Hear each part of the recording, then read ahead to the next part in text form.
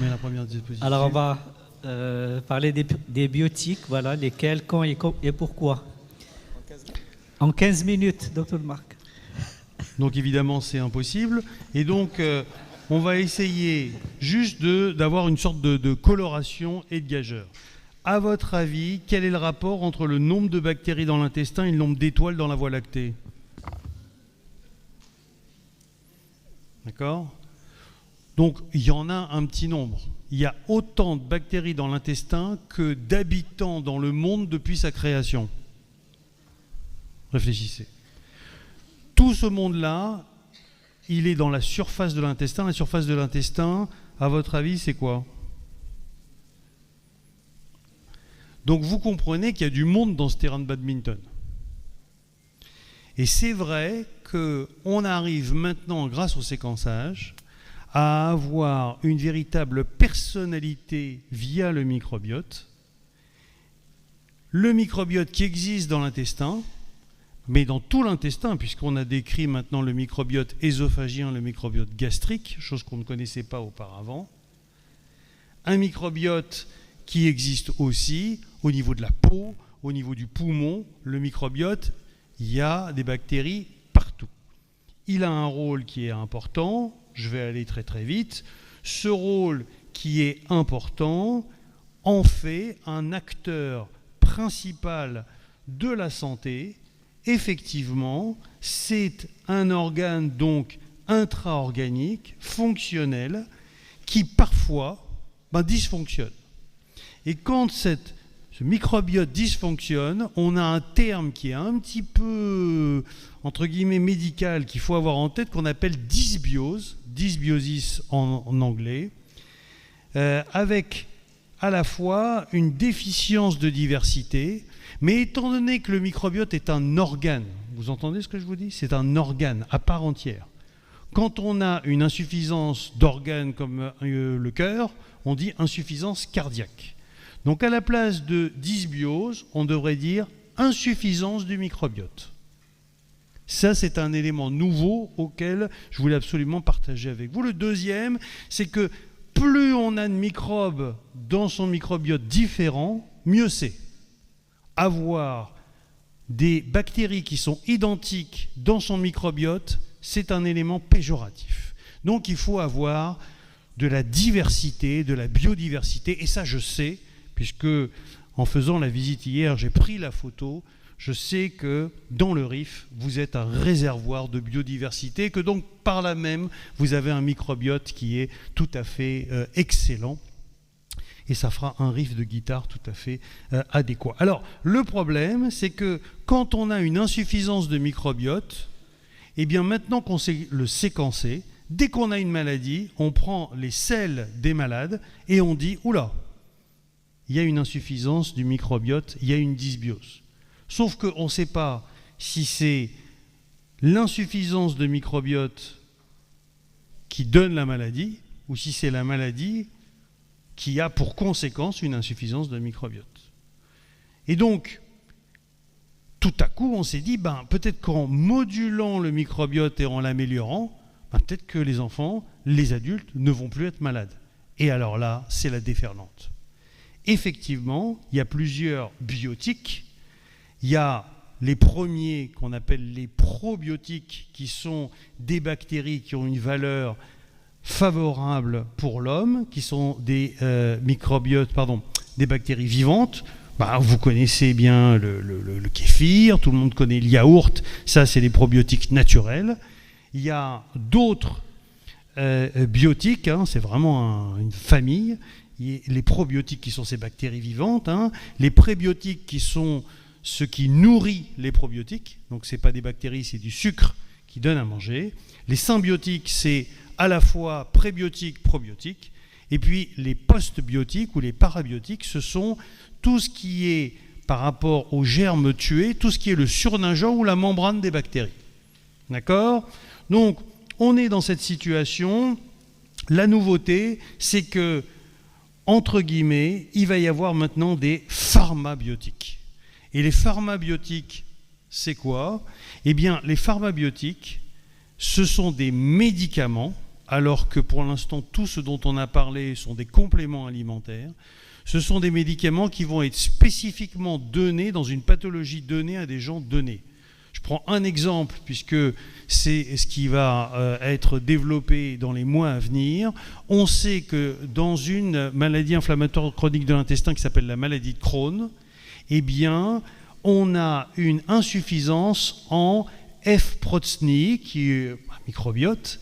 Et ça, c'est assez remarquable. Pourquoi ? Parce que quand on fait des séquençages itératifs chez les adultes, puisque c'est l'équipe de Saint-Antoine qui a fait ça, le premier au monde, eh bien, on a vu que quand il y avait un manque de cette bactérie, la maladie de Crohn était en poussée, et que quand on arrivait à la mettre en rémission, on avait le taux de F-Pro qui remontait.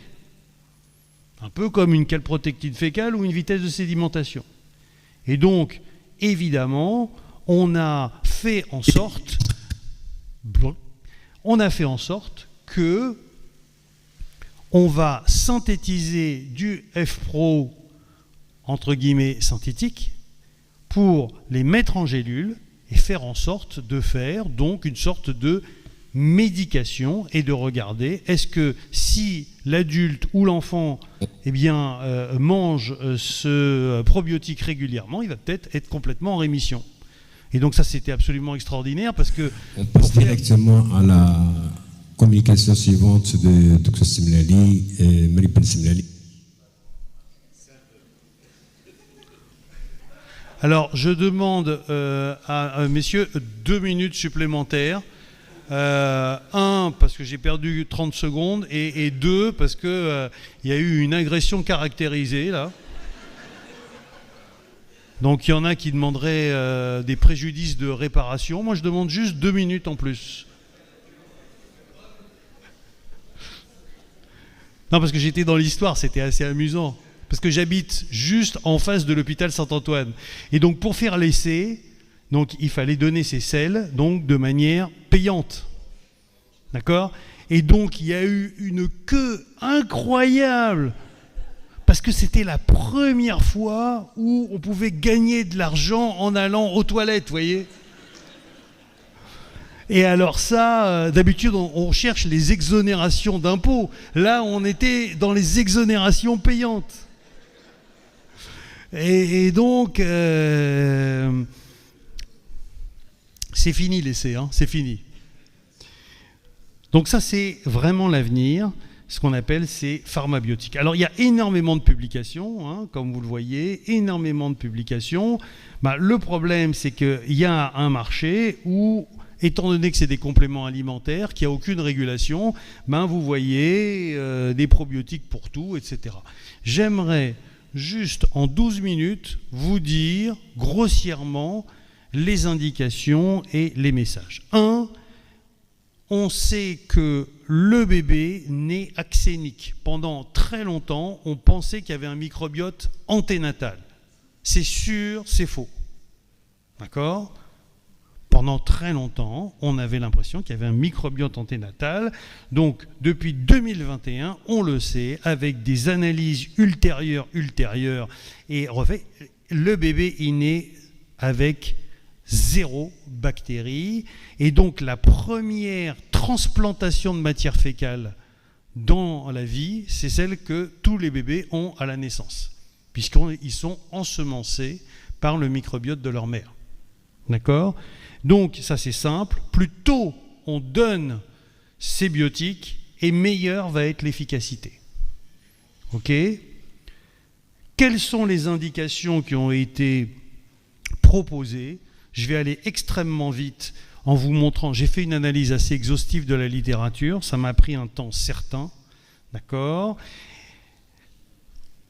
Et pour aller, on va dire, extrêmement vite, je vais vous donner les conclusions de Lesgan qui va, dans quelques mois, publier le papier, puisque j'ai réussi, grâce à Alexis Mosca, qui fait partie du groupe, d'avoir le pré-proof.